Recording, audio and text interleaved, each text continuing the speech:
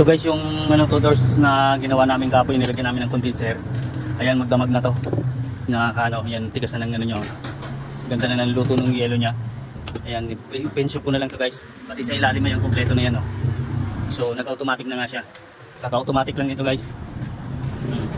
So penshop ko na lang to.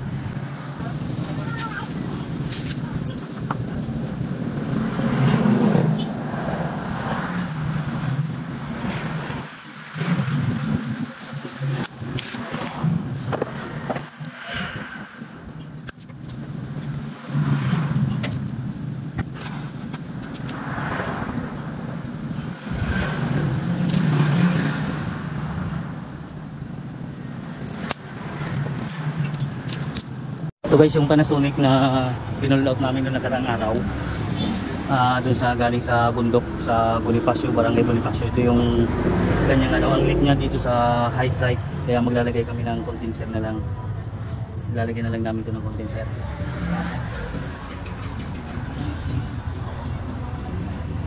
So yan guys, nakakabit na yung condenser niyan. Ayan, bali tinabi ko na lang muna kasi alas 5 na, bukas ko na itutuloy yan. So uwi na muna kami. So bali ito guys, ilagay ko na, ihinan ko na to sa mga ano niya, yung fittings nito, ihinan ko na lang dito sa compressor.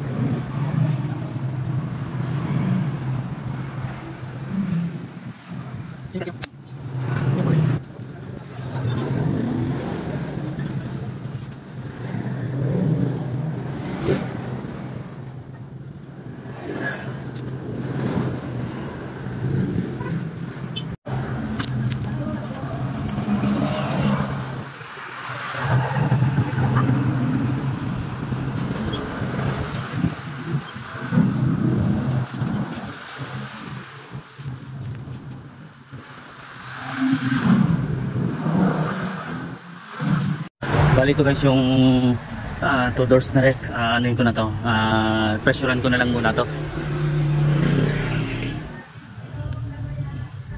para malaman kung may leak siya sa mga kanyang pinaginangan.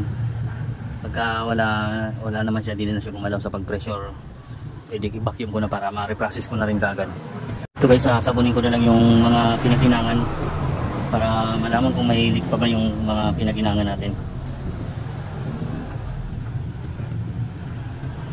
Kailangan kasi sure ball para dahil malayo-layo to, nasa bundok pa to, i-deliver. Kailangan pag sure ball talaga para iwas patyak.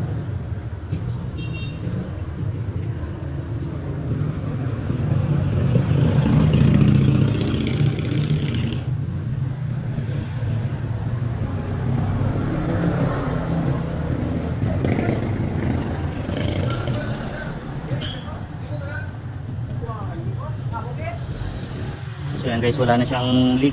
Maya-maya lang, babad ko lang muna siya ng mga ilang minutes, kahit mga 30 minutes bago ko siya i-vacuum. Yan yung kanyang pressure, 120 megit. So bali ito guys, na-vacuum ko na pala to. Lagahan na lang ito ng rayon.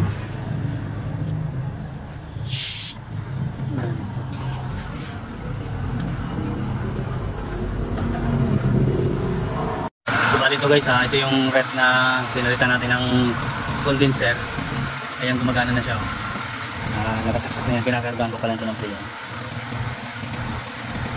Bali ang problema nito yung leak niya, yung condenser niya yung nandito sa loob ng body. Kaya nag-install na lang kami ng bago, nilagyan na lang namin ng condenser niya dito sa labas. In-install na lang namin para ikunin na namin sa loob.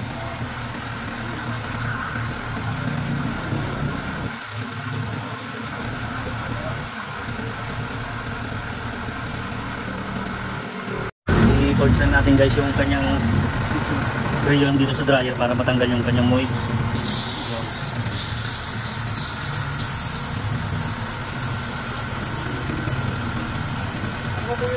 Ayan guys, 5 lang muna ikarga ko. Tama naman yan. Pamaya pag nag-kompleto, babalik naman sa 0 yan. So lagyan ko lang siya ng tubig muna sa loob para makita natin yung luto ng kanyang ice. Ayan. Ayan.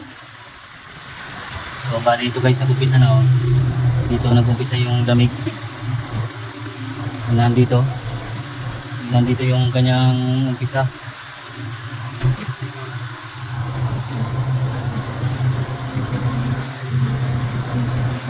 Umpisa pa lang. So ito guys, nag-0 na yan oh. So hanggang mamayang hapon pagka hindi siya nag-moist na, kahit siguro bukas na to rin ano, pensyo para sigurado talaga. Magdamag namin testing to. So ayan oh. Ayan. So okay na to guys.